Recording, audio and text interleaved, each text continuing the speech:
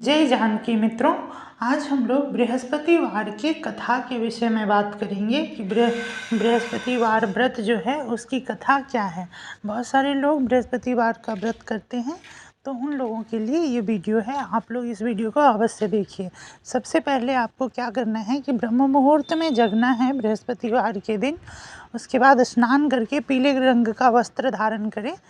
केले के वृक्ष के नीचे को के जड़ में साफ सफाई करके भगवान बृहस्पति देव की प्रतिमा को या फोटो है तो फोटो को वहाँ पे स्थापित करें केले के जड़ में। और उसके पश्चात कोशिश करें कि अब गमला में केला का पेड़ लगा लेते हैं, उसका कोई औचित्य नहीं है, क्योंकि आपको पूजा तब तक करना होता है जब तक कि उस केले के वृक्ष में फल ना आ जाए। और जब केला के वृक्ष में फल आ जाएगा तो उसी केला के वृक्ष के फल से भगवान की पूजा करनी है, सत्यनारायण भगवान की पूजा करनी है उसी केले के वृक्ष के नीचे में। हर वर्ष आपको ये कार्य करना है जो भी बृहस्पतिवार का व्रत करते हैं। तो इस बात का हमेशा ध्यान रखिए कि आपको गमला में लगा करके केले के वृक्ष का पूजा मत करिए। और जहाँ पे वृक्ष है वहाँ पे जा कर के पूजा कीजिए। अगर आपके पास बाड़ी है, खेत है, तो आप अपने खेत में केला का वृक्ष लगा लीजिए। नहीं तो अगर आप शहर में रहते हैं तो मंदिरों में देखे होंगे कि केला का वृक्ष लगा होता है, तो वहाँ पे जा कर के वहीं पर पूजा करिए। ये नहीं कि गमला में लगा लिए और गमला में पूजा कर रहे हैं, ठीक है। उसके पश्चात आपको केले के वृक्ष के जड़ में भगवान की प्रतिमा को स्थापित करना है। अगर प्रतिमा है तो उससे स्नान करवाइए, पंचगव्य से स्नान करवाइए, पंचामृत स्नान करवाइए। उसके पश्चात शुद्धोदक स्नान करवाइए, जल से गंगा जल से स्नान करवाइए, उनका श्रृंगार करिए, पीले वस्त्र पहनाइए, पीला चंदन लगाइए, पीले पुष्प चढ़ाइए, तुलसी दल चढ़ाइए। और उसके पश्चात भगवान को धूप दिखाइए, अगरबत्ती दिखाइए, दीपक जलाइए, घी का दीपक जलाइए, पीले रंग गाय के घी का दीपक जलाइए, चना और गुड़ चढ़ाइए भगवान को।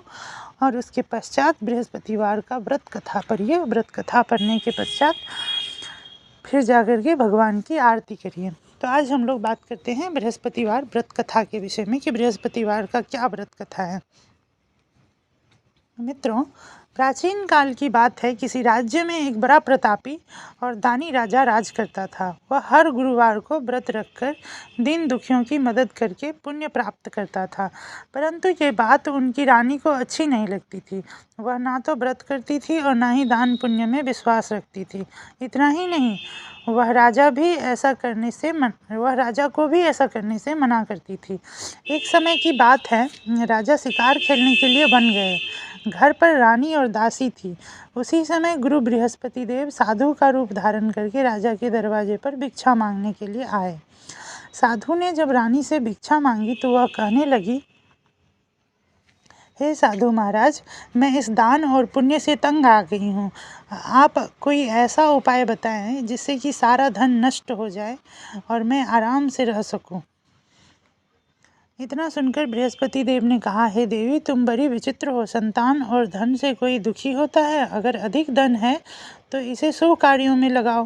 कुंवारी कन्याओं का विवाह कराओ, विद्यालय और बाग बगीचे का निर्माण कराओ, जिससे तुम्हारे दोनों लोग सुधरें।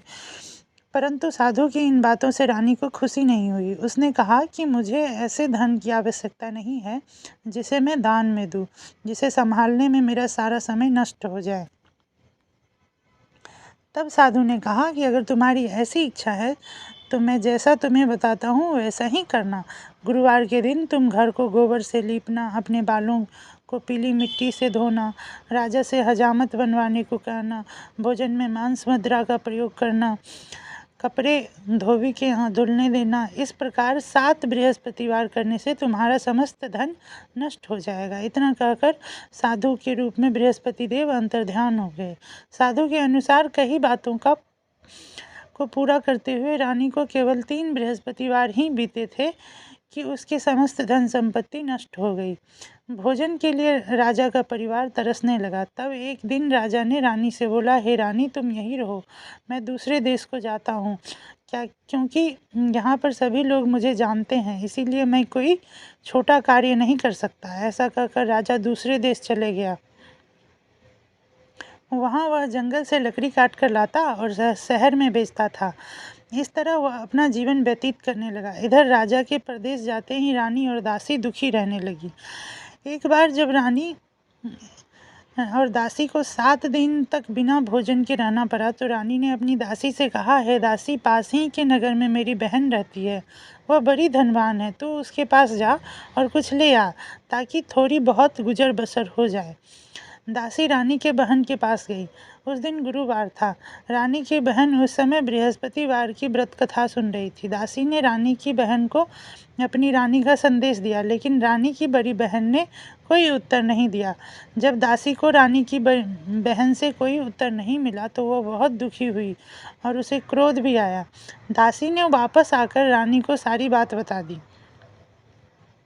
ये सुनकर रानी ने अपने भाग्य को कोसा। उधर रानी की बहन ने सोचा कि मेरी बहन की दासी आई थी, परंतु मैं उससे नहीं बोली, इससे वह बहुत दुखी होगी। कथा सुनकर और पूजा समाप्त करके वह अपनी बहन के घर आई और कहने लगी, हे बहन, मैं बृहस्पतिवार का व्रत कर रही थी, तुम्हारी दासी मेरे घर आई थी। जब तक कथा होती है तब तक ना तो उठते हैं ना ही बोलते हैं, इसीलिए मैं नहीं बोली। बताओ दासी क्यों आई थी?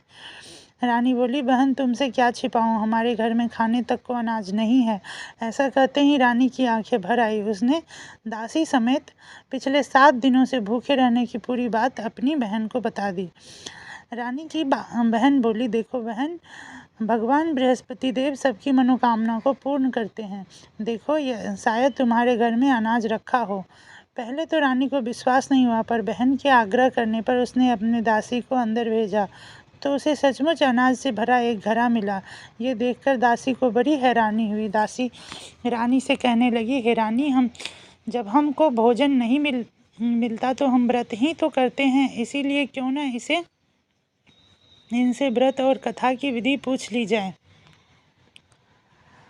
ताकि हम भी व्रत कर सके। तब रानी ने अपनी बहन से बृहस्पतिवार व्रत के बारे में पूछा। उसकी बहन ने कहा, बृहस्पतिवार के व्रत में चने की दाल और मुनक्के केले के जड़ में अर्पित करें तथा दीपक जलाएं, व्रत कथा सुने, पीला भोजन ही करें, इससे बृहस्पति देव और भगवान विष्णु प्रसन्न होते हैं।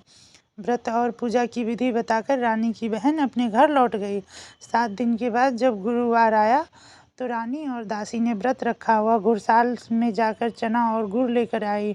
फिर उससे केले के जड़ तथा भगवान विष्णु की अर्पित की।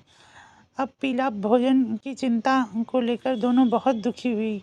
क्योंकि उन्होंने व्रत रखा था, इसीलिए बृहस्पति देव उनसे प्रसन्न थे। वह एक साधारण व्यक्ति का रूप धारण करके 2 थालों में पीला भोजन दासी को दे गए। भोजन पाकर दासी प्रसन्न हुई और फिर रानी के साथ मिलकर भोजन ग्रहण किया। उसके बाद सभी गुरुवार को व्रत और पूजा करने लगी। बृहस्पति देव की कृपा से उनके पास फिर से धन संपत्ति आ गई, परंतु रानी फिर से पहले की तरह आलस्य करने लगी। तब दासी बोली, देखो रानी, तुम पहले भी इस प्रकार आलस्य करती थी, तुम्हें धन रखने में कष्ट होता था, इस कारण सभी धन नष्ट हो गए, और अब जब बृहस्पति देव की कृपा से धन मिला है तो तुम्हें आलस्य नहीं करना चाहिए। रानी को समझाते हुए दासी कहती है कि बड़ी मुसीबतों के बाद हमने ये धन पाया है, इसीलिए हमें दान पुण्य करना चाहिए, भूखों को भोजन कराना चाहिए और धन को शुभ कार्यों में खर्च करना चाहिए। इससे तुम्हारे कुल का यश बढ़ेगा, स्वर्ग की प्राप्ति होगी और पितृ प्रसन्न होंगे। दासी की बात मानकर रानी अपना धन शुभ कार्य में खर्च करने लगी। इससे पूरे नगर में उसका यश फैलने लगा और बृहस्पतिवार कथा के बाद श्रद्धा के साथ आरती करके उसके बाद प्रसाद वह नित्य बांटती थी। जय जानकी। धन्यवाद। आशा करते हैं कि आपको ये वीडियो अच्छा लगा होगा। ऐसे ही और भी वीडियोज़ के लिए हमारे चैनल को सब्सक्राइब कर लीजिए। धन्यवाद।